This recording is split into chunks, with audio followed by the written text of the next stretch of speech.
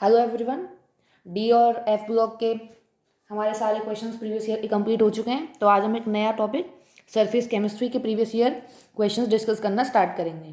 तो देखिए, चैनल पर सबसे पहले आप जो नए आए हैं वो चैनल को सब्सक्राइब करें, वीडियो को लाइक करें और ज़्यादा से ज़्यादा शेयर करें, जिससे जितने लोगों को हेल्प चाहिए उनको मिल सके, जो उनको इन क्वेश्चंस को देखना चाहते हैं उन तक ये क्वेश्चंस पहुँच सकें।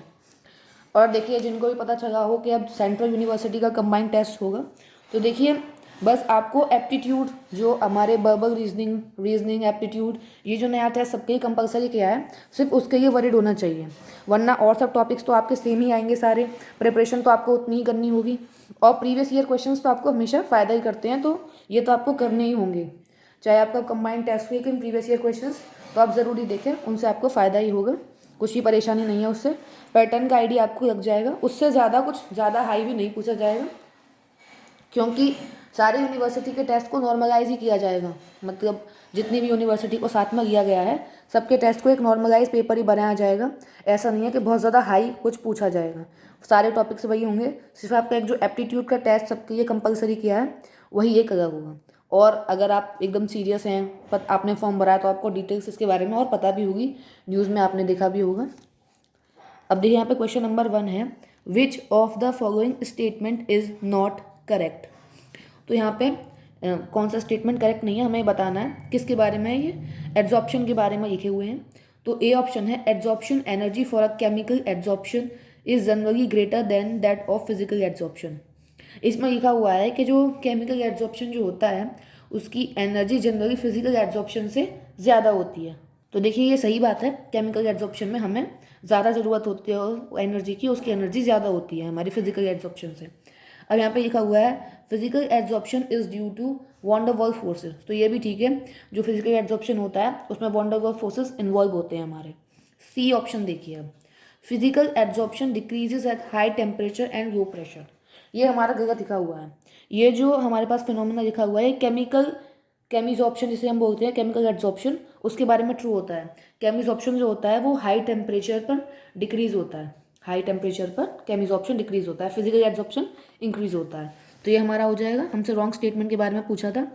और ये जो लास्ट ऑप्शन लिखा हुआ है ना, फिजिकल एड्जॉर्प्शन रिवर्सिबल, ये ठीक है। और केमिकल जो एड्जॉर्प्शन होता है, केमिजॉर्प्शन, वो इरिवर्सिबल इन नेचर होता है। देखिए, अब हम दूसरे क्वेश्चन को देखते हैं। Gold number represents. तो ए ऑप्शन में लिखा हुआ है present of gold in biscuits, ठीक है। बी ऑप्शन में लिखा हुआ है percentage quantity of gold in alloys, quality of gold in alloys, colloid protective power. तो जिसने चैप्टर पढ़ा होगा उसे तो आइडिया तुरंत ही लग गया होगा कि इसमें क्या है आंसर। जिन्होंने चैप्टर बिल्कुल नहीं देखा है उनको ही दिक्कत होगी। इसका आंसर है डी, कोलॉइड प्रोटेक्टिव पावर।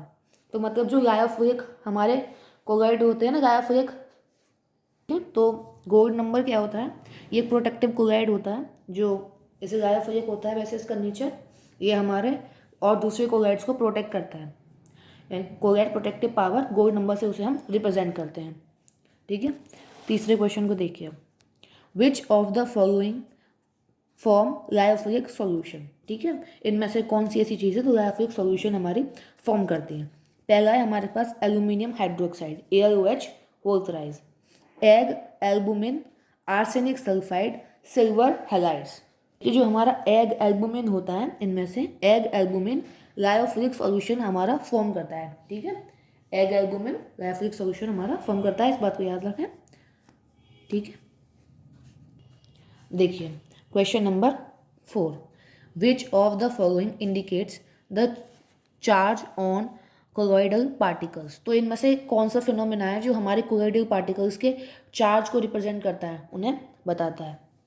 देखिए, ये एक प्रोसेस है, आप चारों प्रोसेस पढ़ेंगे वैसे तो। ये होता है इलेक्ट्रोफोरेसिस प्रोसेस, ठीक है। ये एक ऐसा फिनोमेना होता है, इसमें माइग्रेशन ऑफ कोलॉइडल पार्टिकल्स होता है under influence of electric fields, ठीक है। Towards the oppositely charge electrodes, opposite charge electrodes लगे रहते हैं, इसमें सोल्यूशन को डाला जाता है, इसमें चार्ज का माइग्रेशन हो जाता है। ये हमारा प्रोसेस यूज़ किया जाता है कोलॉइडल पार्टिकल्स पर चार्ज डिटरमाइन करने के लिए, ठीक है। आप समझ गए होंगे इस बात को। अब हमारे पास तो क्वेश्चन नंबर 5 है, which of the following represent homogeneous catalysis. तो देखिए, होमोजीनियस कैटालिसिस का मतलब क्या होता है।